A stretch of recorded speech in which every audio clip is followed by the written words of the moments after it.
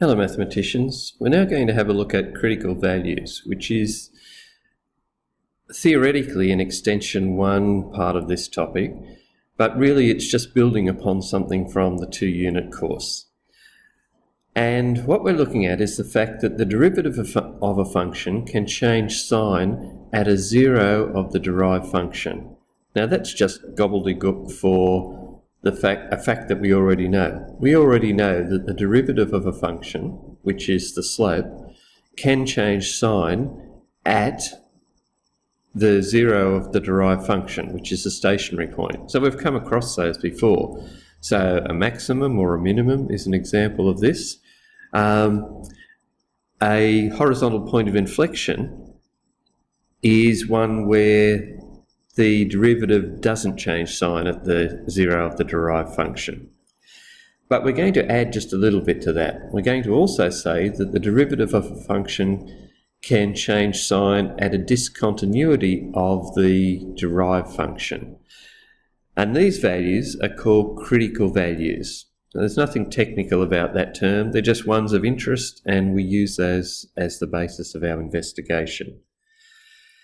So when we investigate the nature of critical points, we often do it, the only way we can do it at the moment is by constructing a table of test points of the derivative, f dash of x, around the critical points to analyse the stationary points. So again, we've looked at doing this before. We're just going to expand it to other sorts of critical points as well.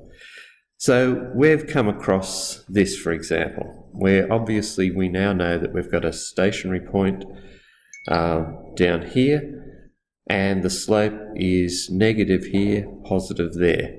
And we would have formalised that by drawing up our table of values. So found where our stationary point is, found the slope either side of that, and we can see that we've got a minimum value.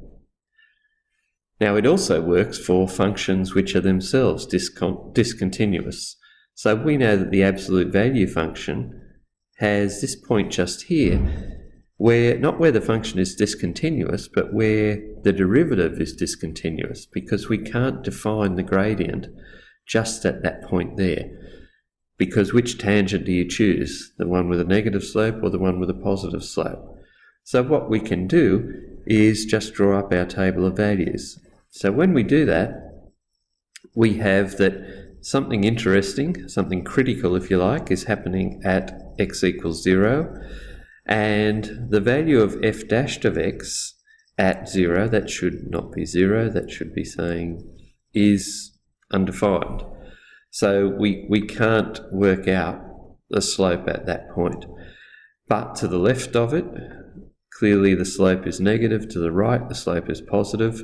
So we just have a critical point. We've investigated the slope either side, and the slope is undefined at that point on the absolute value curve. So if we look at this example, we want to find the critical values of this function here, and then analyse stationary points and find where the function is increasing and decreasing. So these are just going to be tools, essentially, which will help us do this, sketch the curve. So for really complex curves, and I suppose you could say this is one, then we would try to use this technique for the moment. So fall back on what we already know. We know that this function here itself is going to be discontinuous at x equals 0 and at x equals 4. So way down here, when we eventually get to doing the sketch of this function, at 4 we're going to have a vertical asymptote, and at 0 we're going to have a vertical asymptote. So we're never going to cross the y-axis, and we're never going to have the value, to have a y value when x equals 4. Now we'll differentiate to see what we can find about stationary points and any other critical points. So if we differentiate this function by the quotient rule, then put it down the bottom, square it, up the top, multiply by the differential of the top, which is going to be 0, minus, put down the top, multiply by the differential of the bottom, which will be 2x minus 4, so I've just multiplied it out mentally to be x squared minus 4x. So gather that together and we can see the shape of f dashed of x. Now, we know that f dashed of x equals 0 for a stationary point.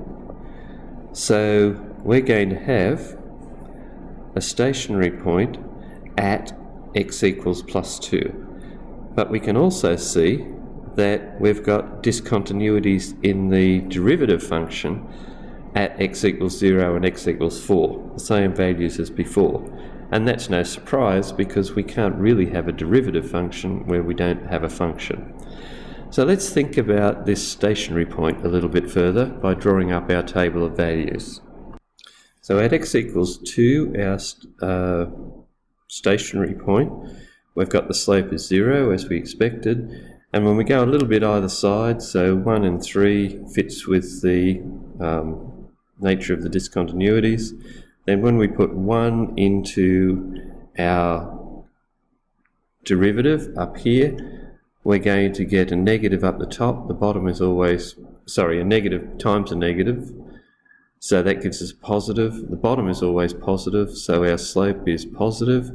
And when we put a 3 in, we're going to have a negative by a positive, giving us a negative as in the numerator. So again, the bottom is always positive, that gives us a negative slope.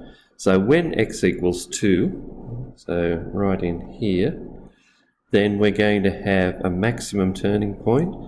What's the y value of that maximum turning point? We put it back into our original equation. So that'll be 1 on 2 outside of 2 minus 4. So that's going to be negative a quarter. So at negative a quarter, I'm going to have a maximum turning point.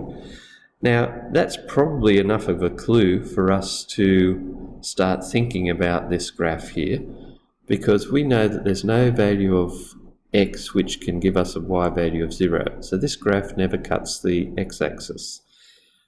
Does it cut the y-axis? Well, it cuts the y-axis when x equals 0. So that's at an undefined position, which I should have thought about.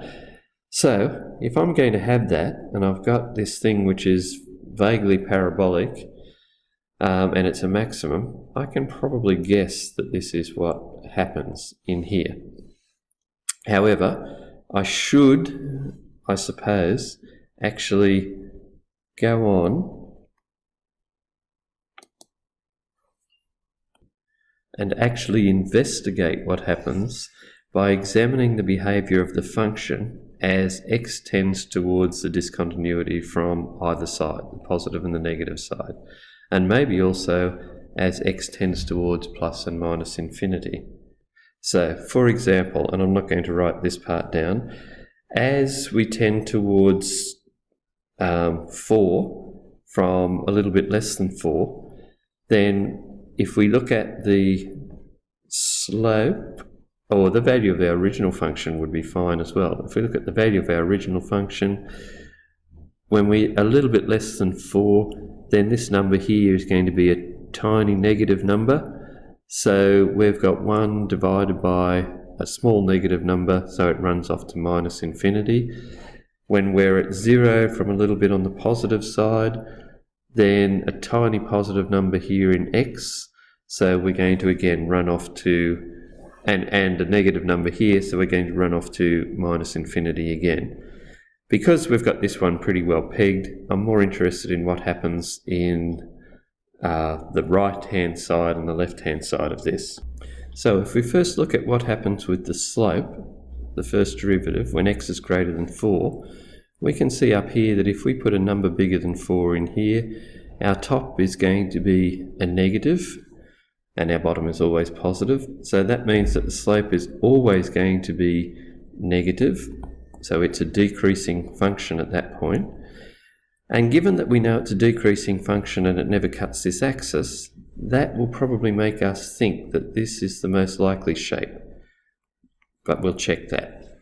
And likewise, when we look at the derivative at less than 0, x less than 0, so we put a negative number in there, then this will be negative, this will be negative, so the two negatives make the numerator a positive, so we're going to have a function which is always increasing.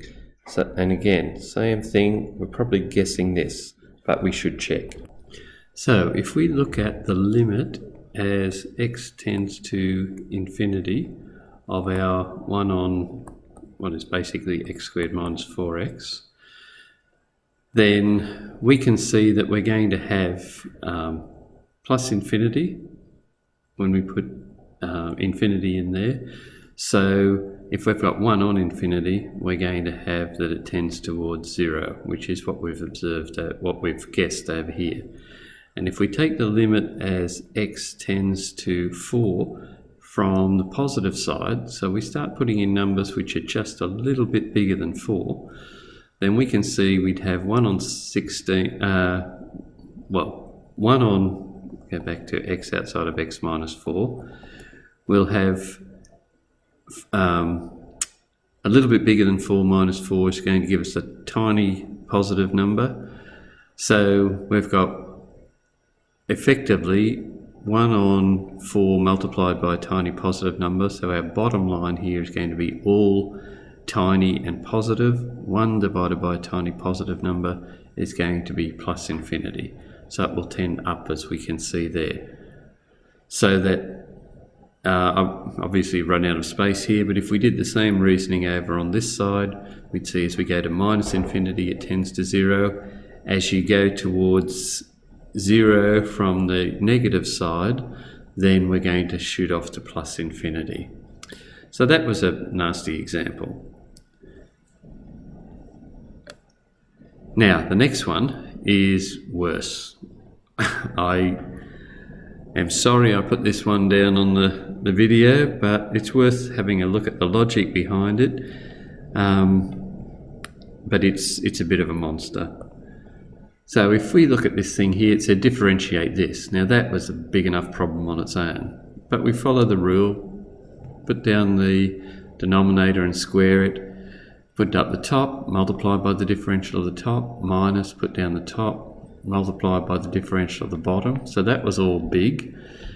Then if we haven't lost track of the problem at that point, we think about what a stationary point is about, which is y dashed equals 0. And that means that we want the top line up here to equal 0. So this was our top line. As always with algebra, when we've got the fraction, we get a common denominator.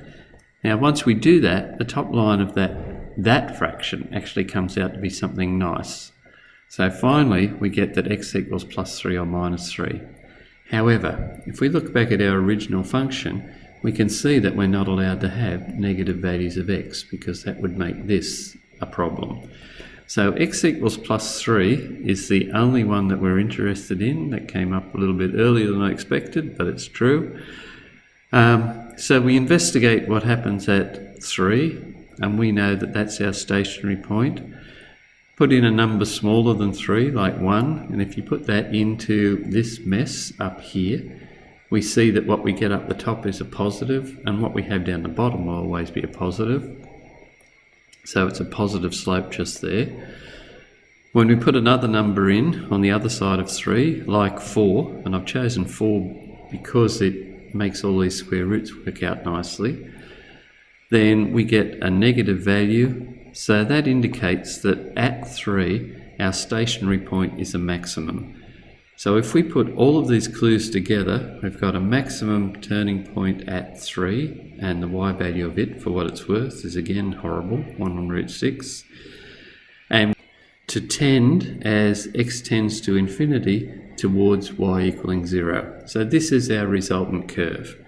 I can't see that even turning up on an extension 2 paper without it being hard. So I guess I've shown you the far reaches of difficulty, but that's about all.